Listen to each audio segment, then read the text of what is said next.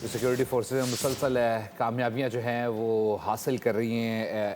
ہمارے ساتھ رہیے گا سلمان. شام الحق صاحب نے ہمیں جوائن کیا. احسان صاحب بہت شکریہ آپ کی قیمتی وقت کا. کیا صورتحال دیکھ رہے ہیں آپ, کس طرف جاتی ہوئی بارڈر کی سچویشن دیکھ رہے ہیں, کیونکہ جو افغان طالبان ہیں پہلے وہ پاکستان کے اندر انڈائریکٹلی کارروائیاں کر رہے تھے, دہشت گردی کی کارروائی میں ملوث تھے. اب بارڈر پر بلا اشتعال انہوں نے مختلف پوسٹوں پر حملہ کیا. بھرپور رات سے جو ہے وہ دھلائی جاری ہے.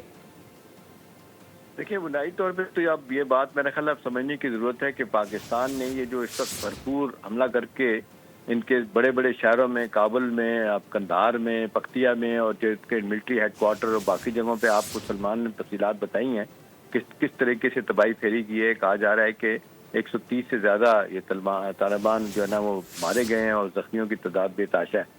دیکھیں اب ہو کیا رہا ہے. اب صورتحال یہ ہے کہ پاکستان نے فیصلہ کر لیا ہے کہ یہ بھرپور جنگ کی جائے گی ان کے ساتھ, اور میری اطلاعات یہ ہیں کہ یہ ان کی ملٹری ٹاپ لیڈرشپ کو جو ٹارگٹ کیا جائے گا طالبان کی, افغان طالبان کی, اس میں ملا ہیبت اللہ, ملا بردر, ملا یعقوب, سراج الدین حقانی, یہ سب کے سب جو ہے نا یہ کہا جا رہا ہے, جو ذرائع بتا رہے ہیں کہ یہ منافق ترین لوگ ہیں.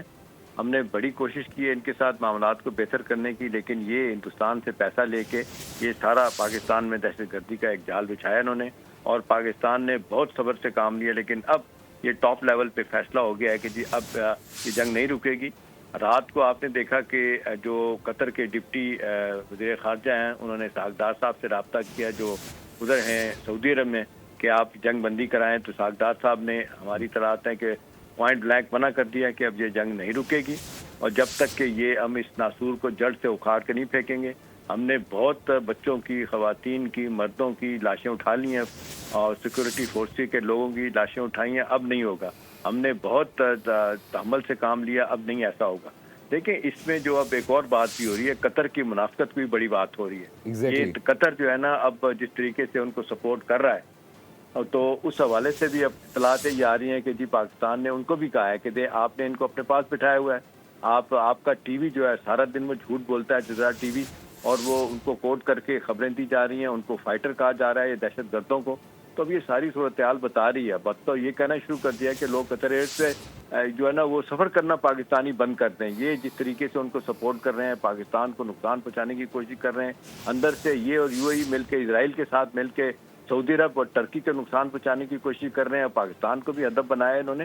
تو اب یہ تو صورتحال دیکھتے ہوئے کہ پاکستان ایک نیوکلیر پار ہے, ہم نے اپنے سے 8 گنا دشمن ہندوستان کو شکست دی تھی مئی میں, اور یہ کیا بیچتے ہیں. پاکستان کی قوم کا ریاست کا صبر کا پیمانہ لبریز ہو چکا ہے.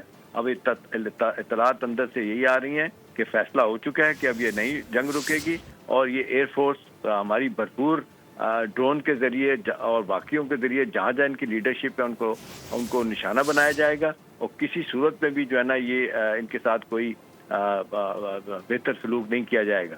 ابھی دیکھیں نا یہ ماؤتھ پیس بنا ہوا الجزیرہ ٹی وی, یہ قطر والے جس طریقے سے منافقت کر رہے ہیں, میں تو ایک پاکستانی کے سے کہوں گا کہ جی یہ ان کو پاکستان کو چاہیے کہ ان کے ساتھ اب بات چیت بند کریں. اور یہ جو انہوں نے پالا ہوا ہے, آپ نے دیکھا 2001 کے بعد سے جس طریقے سے انہوں نے معاہدہ کرایا تھا وہاں پہ دعا میں بیٹھ کے کہ افغان سرزمین نہیں استعمال ہوگی دہشت گردی کے لیے, لیکن استعمال ہو رہی ہے. ابھی دیکھیں یہ کہا جا رہا ہے کہ ایک تو جو میں بتاؤں آپ کو, اتنی خبریں ہیں کہ ایک جو وزیر مارا گیا ہے وہاں پہ ان کا اس کا نام ہے ندا فدا محمد نادر. یہ اسپن بولدک کا ایک وزیر ہے. یہ امریکیوں سے پیسہ لے کے کہ جی ہم داعش کے خلاف کام کریں گے, تو وہ پیسہ استعمال داعش کے خلاف نہیں ہو رہا, وہ پاکستان کے خلاف سب کچھ کر رہے ہیں. وہ مارا گیا اس میں. اسی طرح سے اب باقی لیڈرشپ کو بھی کہا جا رہا ہے کہ جی فوجی بھی ہوں ان کے سو کالڈ, اور یہ جو ان کی لیڈرشپ ہے جو کہتی ہے کہ بڑے ڈیلولی قلم مسلمان ہیں, یہ کتنے ظالم لوگ ہیں. یہ مسلمانوں کو مارتے ہیں, نہتے لوگوں کو مارتے ہیں, اور یہ کہتے ہیں کہ جی ہم بہت نیکی کا کام کر رہے ہیں. اب دیکھ لیں ساری دنیا ان کو کہہ رہی ہے, اندر سے چاہے دنیا منافقت کرے, لیکن یونائٹڈ نیشن کو آپ دیکھ لیں, یو ایس کا اسٹیٹ ڈپارٹمنٹ دیکھ لیں, یورپین یونین دیکھ لیں, سب لوگ یہ کہہ رہے ہیں, ہیومن رائٹس کے آرگنائزیشن دیکھ لیں کہ دہشت گرد جو ہے نا وہ بیٹھے ہوئے وہاں پہ ہندوستان پاکستان اس کے اندر افغانستان کے اندر, اور ہندوستان بھی ان کو بڑی سپورٹ کر رہا ہے. اسرائیل دیکھیں وہاں مودی گیا ہوا ہے, وہاں اس نے جا کے کہا کہ جی ہم مل کے افغانستان کی مدد کریں گے. اسی نتیجتاً آپ دیکھ لیں پاکستان کا بھرپور جس طریقے سے جواب دیا جا رہا ہے. اب ان کو سمجھ نہیں آ رہی کہ کیا کیا جائے. اب رائٹ لیفٹ سے کہہ رہے ہیں جی جنگ بندی کریں, پاکستان نے کہا ہے کہ جی ایسا نہیں ہوگا. अब तो डायरेक्ट जो है ना इन्वॉल्वमेंट जिस तरीके से हमने कतर की देखी है और बाकी लोग भी इनकी हमायत कर रहे हैं, तो पाकिस्तान ने फैसला किया है कि अब ये इनको भरपूर जवाब दिया जाएगा और ये नहीं होगा कि जी अब वहाँ से हमला होगा तो हम उसका जवाब देंगे।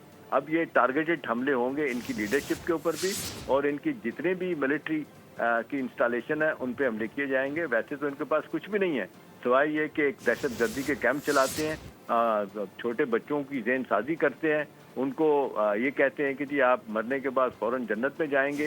असल बात यह है कि ये पैसे उनको देते हैं, पैसा बाहर से कमाते हैं, ये ड्रग का पैसा कमाते हैं, ये अगवा वराए तावान के काम करते हैं और उसके बाद ये कहते हैं कि जी हम बड़ा नेकी का और दीन का काम कर रहे हैं। तो मैंने ख्याल है वक्त आ गया कि पाकिस्तानियों को भी अब आंखें खोलनी चाहिए और माजरत के साथ माजी में हमारी हुकूमतों की गलतियों की वजह से इस्टेब्लिशमेंट की कि हमने इनको जनाब वो स्ट्रेटेजिक डेप्थ का हमने कहा कि ये तो बड़े अच्छे गुड तालिबान, बैड तालिबान, ये सारे बैड तालिबान हैं। एग्जैक्टली, और अब तो आया हो गया मुकम्मल तौर पर। एहतशाम साहब हमारे साथ ही रहिएगा। सब्सक्राइब करें और बेल दबाएं ताकि कोई खबर रह न जाए।